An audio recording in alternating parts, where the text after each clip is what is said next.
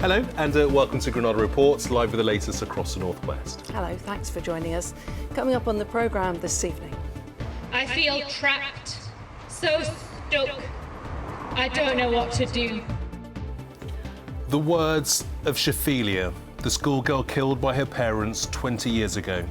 At a vigil to remember her life, a warning that violence in the name of so-called honour still goes on. I'm mindful that we don't sort of target it under one umbrella, one community, one neighbourhood, because it has, it does happen in numerous communities. An investigation's underway on the Isle of Man after a motorcyclist and a marshal were killed in a race. 2 weeks left to have your say, with plans announced for hundreds of railway ticket offices to close. Should they stay or should they go? I hope it rains today. I hope big, fat drops bleed out rainbows across the playground. Poetic justice. Meet the pupils with a rhyme and reason to perform at the National Theatre in London. And it's been another day of sunny spells and showery downpours with fairly gusty winds. What lies in store as we head closer towards the weekend? All the detail a little later on.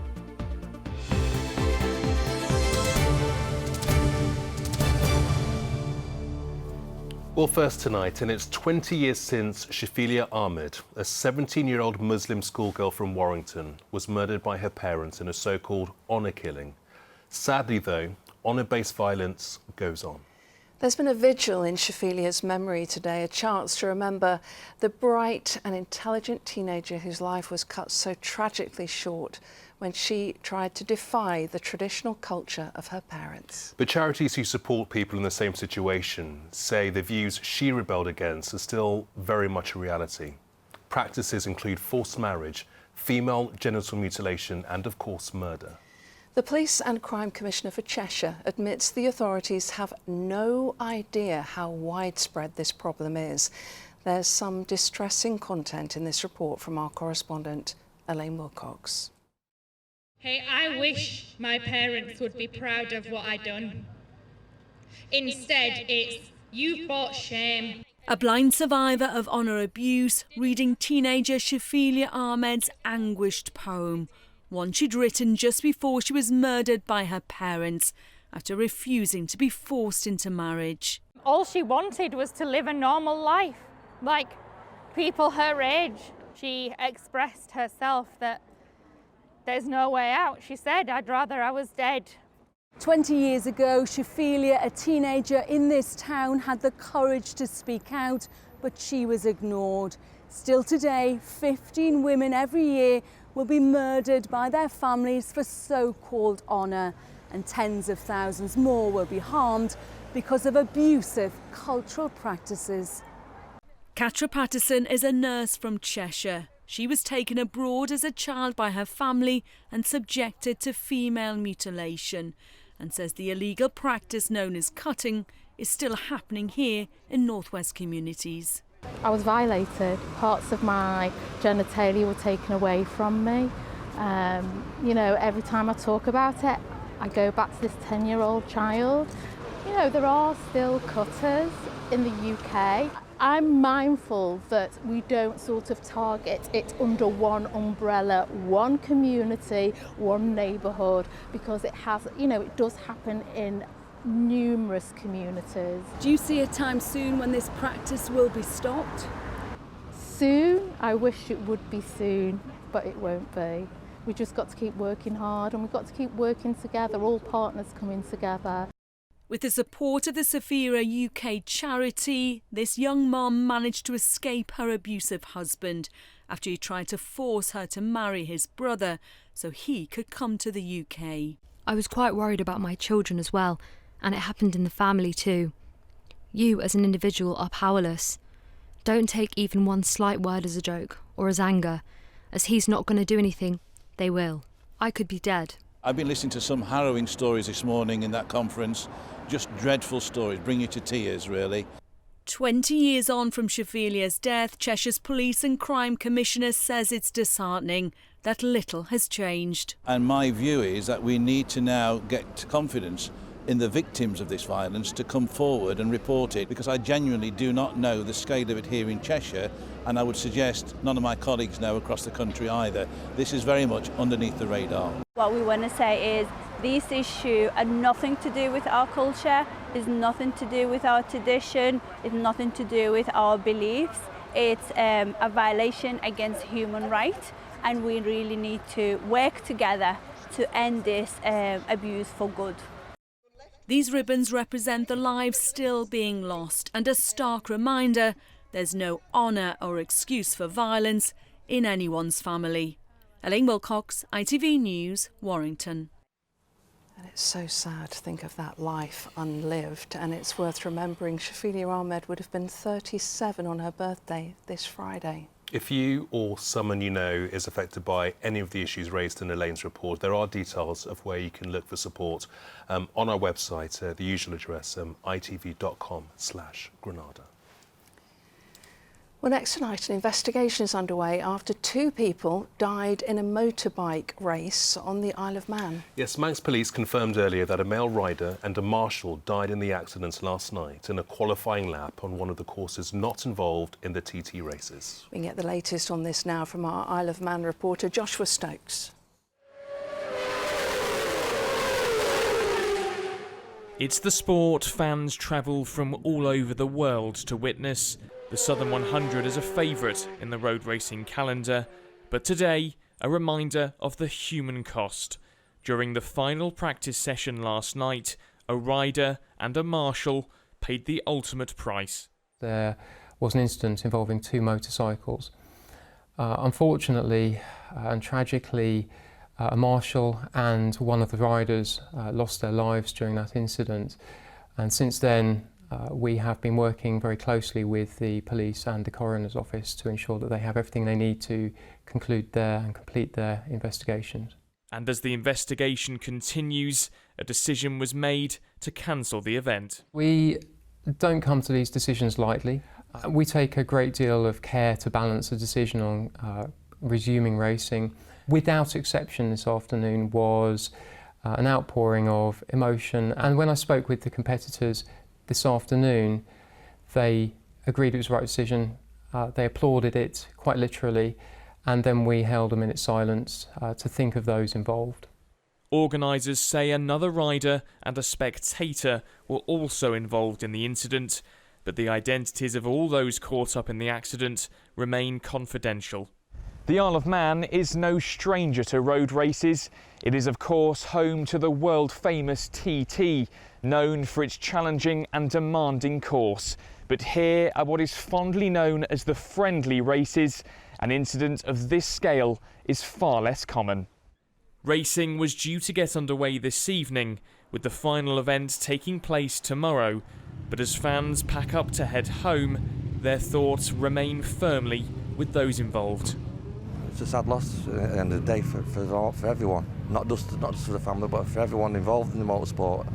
And it is what it is. It's motorsport, and you don't understand if you come here, it's risks and everything. And that's the accident, what's happened, so I just think probably the right decision. Police are appealing for witnesses to come forward with any footage of the incident, while organisers and fans come to terms with what's happened.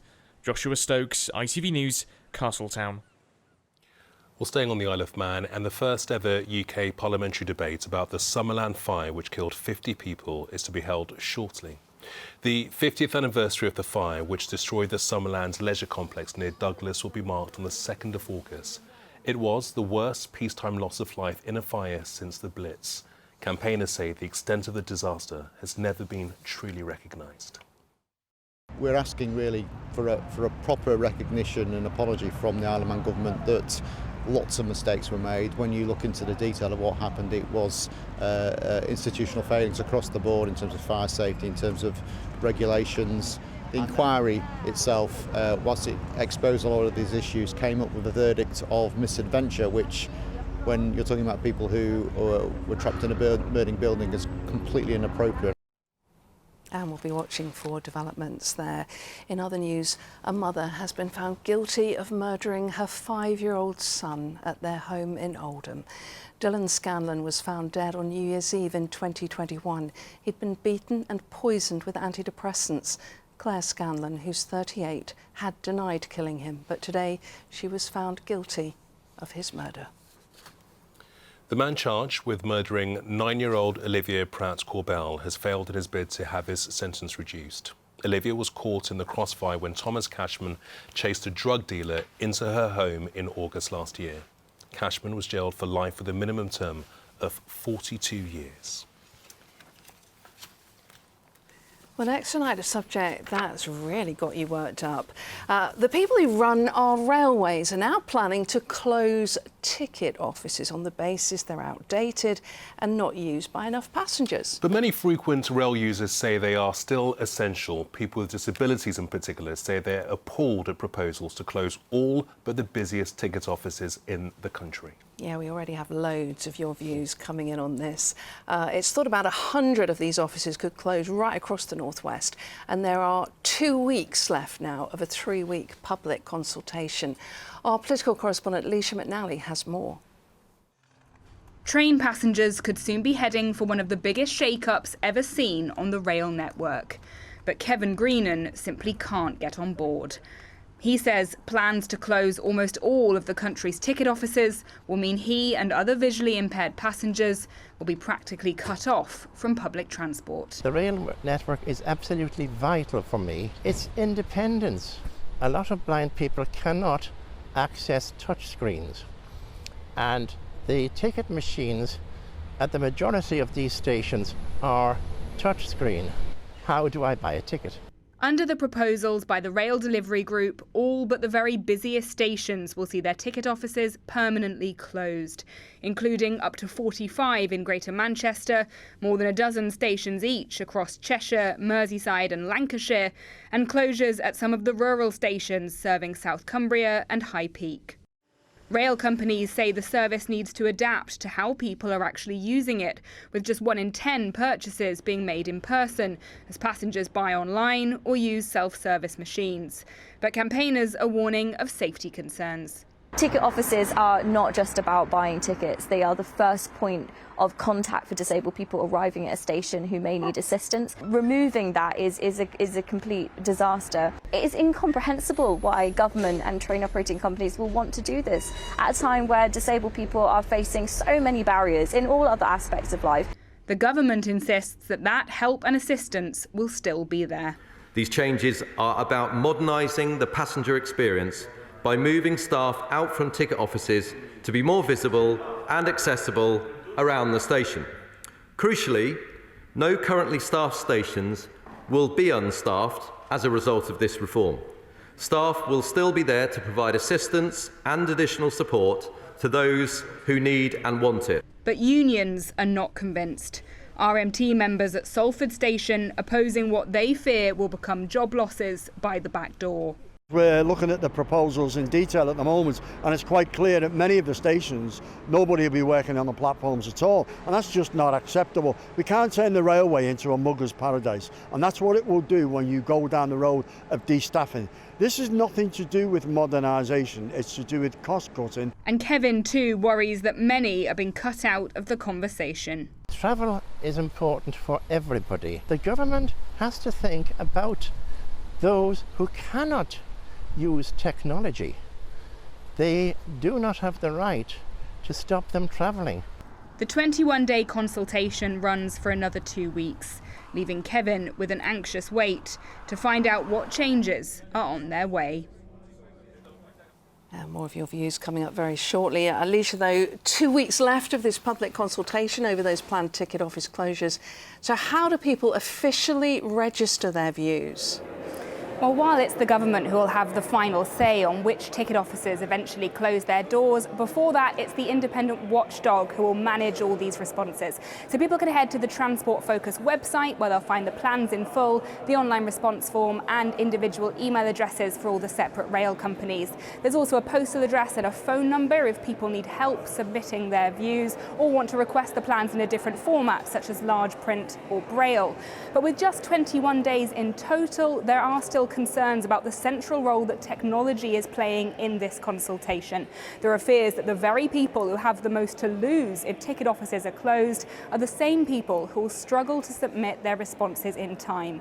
That includes people with visual impairments, those with learning difficulties, or people without smartphones or easy access to the internet. In fact, the Mayor for Greater Manchester says he's so worried about accessibility issues within this tight time frame that he's actually considering a legal challenge to halt the consultation.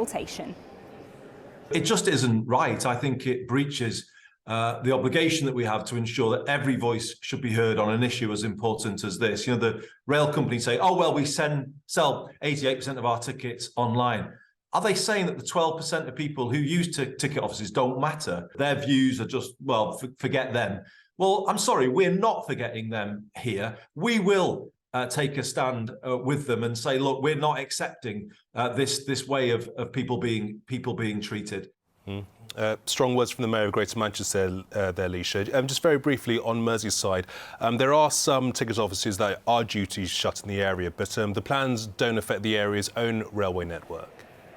That's right. These closures are being overseen by the individual rail companies that serve the stations. So in our neck of the woods, that's Avanti, Northern and TransPennine, but not the stations served by Merseyrail. They are a devolved rail operator, so the responsibility lies with the Liverpool City Region Combined Authority. And the Metro Mayor, Steve Rotherham's gone on the record to say he thinks ticket offices are essential for passengers.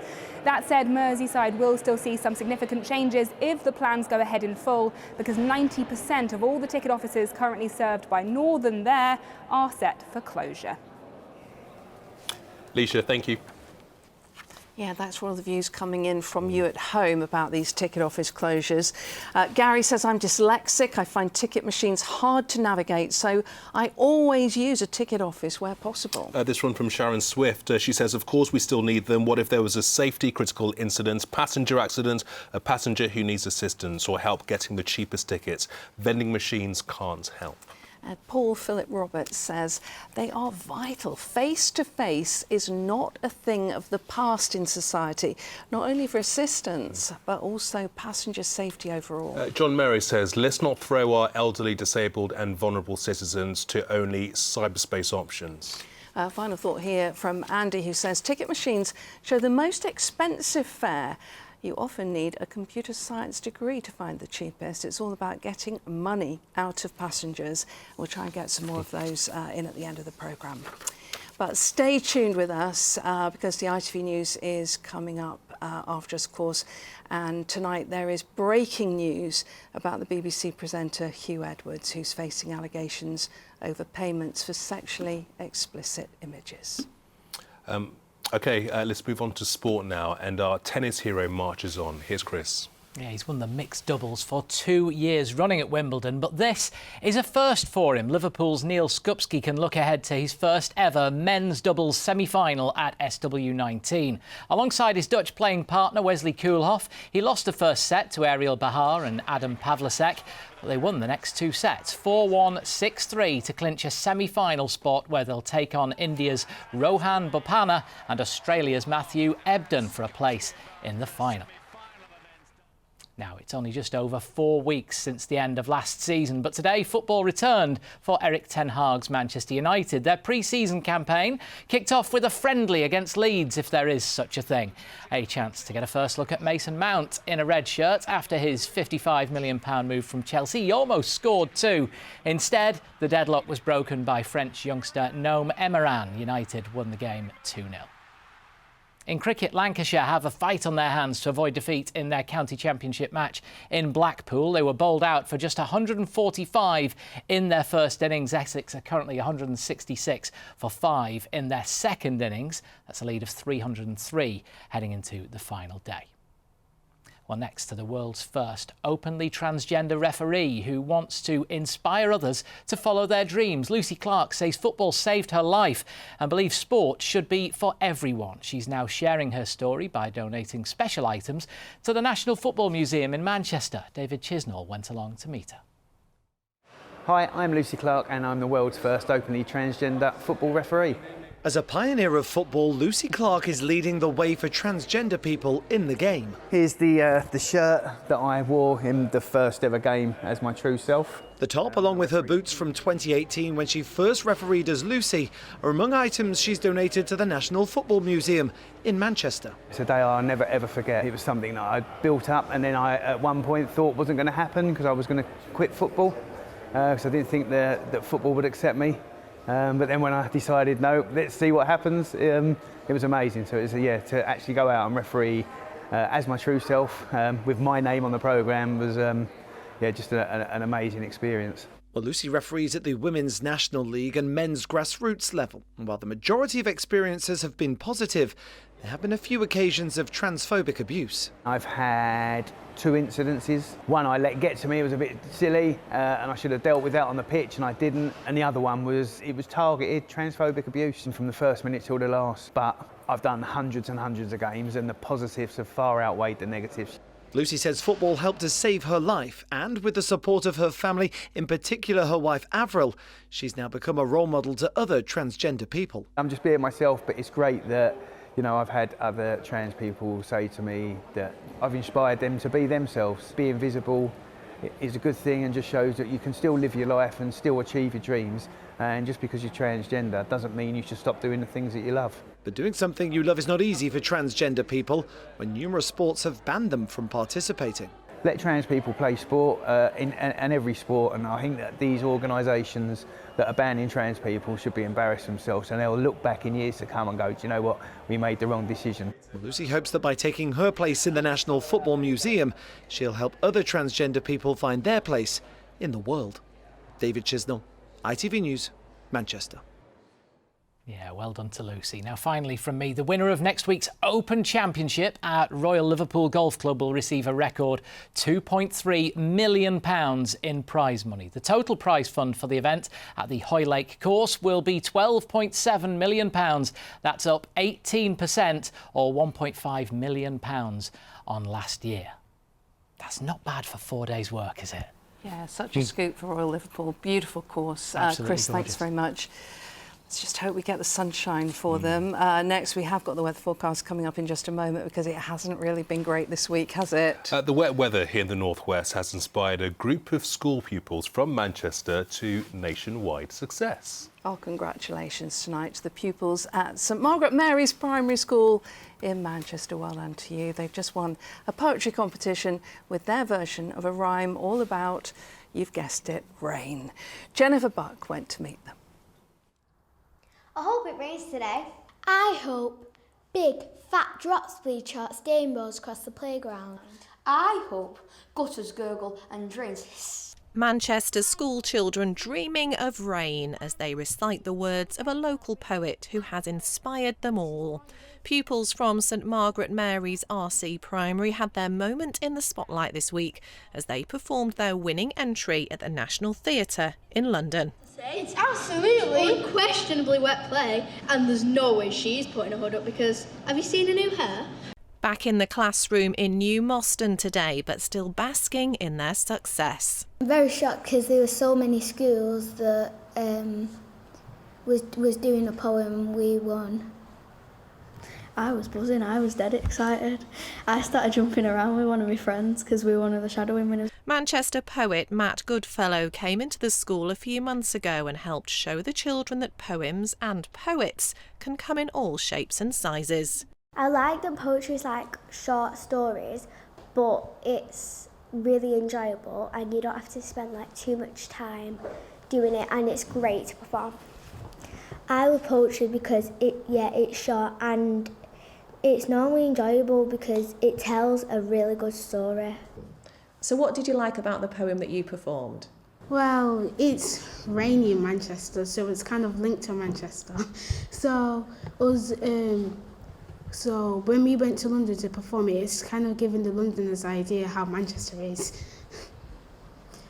Yeah, because Manchester is very raining. And it was one of Matt's poems that helped them win the Clipper Shadowing Award, a national school poetry competition. So proud of them. I'm always proud of them. I think they were really enthusiastic. They really connected with the theme of the poem. They connected with the poet himself because of it's one of Matt's and he'd been into school before, and I think that inspired them. And when you see them perform, you can see that they've really enjoyed it. The children are now exploring different poems and writing their own rhymes. And if they're looking for inspiration, then Manchester will not disappoint. Jennifer Buck, ITV News in Manchester. Yeah, plenty of that. Here's the weather with Kerry. Why do I need a shower? I've been out in the rain. The faster you go, the sooner you'll be out. You'll save water too. United Utilities sponsors ITV Granada weather. Hello, very good evening to you. Another showery day across the region today. A case of dodging them if you needed to get out and about. A big thank you to Mike Corton for sharing this shot of Eccleston first thing, and also to Sonia, who tried to dodge the showers during her lunch break. It's still relatively changeable and unsettled for the rest of the week, but actually turning more unsettled as we head towards the weekend. We've got this area of low pressure developing from the southwest. It's likely now to give us some considerable rain for the second half of Friday, accompanied by strong and gusty winds. And then as it tracks its way northwards, a real showery day as we head into Saturday. Could even be some thunder and lightning with gusty winds, and then a blowy old day as we head into Sunday, hopefully with a bit of brightness in between our showers for the second half of the weekend. But back to this evening and overnight tonight. Still the risk of some showers over the next few hours, but it does become a little drier and a little clearer for most of us overnight tonight. Can't completely rule out a shower into the early hours. And rural spots, maybe an 8 to 10 Celsius, but again, towns and cities, very similar to previous nights, 12 to 14 as we head into Thursday. There is sun times for tomorrow, 4:56 and 9:36. And tomorrow we will see some sunshine. In fact, for the day, it's drier and brighter overall. And definitely the showers, although there is a risk of them, will be few and far between compared to previous days. So we'll see increasing amounts of sunshine towards the evening. So despite the temperatures being around average or below, it will feel better in the sunny spell. Still a breeze with the coastline and the Isle of Man. Then all eyes to the southwest for the second half of Friday. So Thursday and Friday, very different in terms of weather conditions. United Utilities sponsors ITV Granada weather. And a final thought on ticket offices from Brian Wowen. He says, I travelled from Leyland to St Anne's on Saturday. I used the Leyland ticket office. A very helpful member of staff made sure I got the right platform and told me where to change. I duly signed the petition to keep the ticket office open. Good night. Bye-bye.